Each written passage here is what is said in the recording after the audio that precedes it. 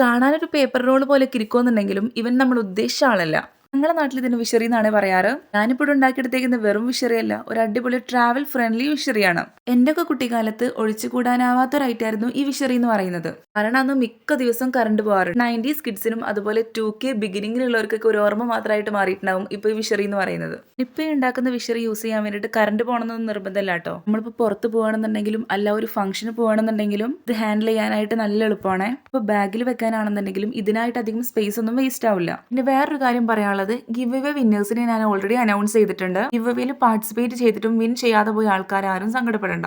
കാരണം ഈ മന്ത് മുതൽ നമ്മുടെ ചാനലിൽ സബ്സ്ക്രൈബർ ഓഫ് ദ മന്തിനെ സെലക്ട് ചെയ്യുന്നുണ്ട്. അതായത് സെപ്റ്റംബർ ടു ഒക്ടോബർ വരെയുള്ള എല്ലാ കമന്റ്സും നോക്കിയിട്ട് അതിൽ നിന്ന് ഒരാളെ സബ്സ്ക്രൈബർ ഓഫ് ദ മന്ത് ആയിട്ട് സെലക്ട് ചെയ്യും. ആ സെലക്ട് ചെയ്യപ്പെടുന്ന ഒരാൾക്കായിരിക്കും നമ്മൾ ഗിഫ്റ്റ് സെൻഡ് ചെയ്ത് കൊടുക്കുന്നത്. എന്ത് ഗിഫ്റ്റ് കൊടുക്കണം എന്നുള്ളത് ഞാൻ ഇതുവരെ തീരുമാനിച്ചിട്ടില്ല. ഇത് സെപ്റ്റംബർ ടു ഒക്ടോബർ വരെ മാത്രമല്ല കേട്ടോ. ഇൻഷാ അല്ലാഹ് ഇനി ഇവിടുന്നുള്ള എല്ലാ മന്ത്സിലും ഇങ്ങനെയാണ് നമ്മൾ പ്ലാൻ ചെയ്തേക്കുന്നത്. ഒറ്റ സെക്കൻഡ് ഞാൻ നിനക്കൊരു മാജിക് കാർഡ് കാണിച്ചു തരാം.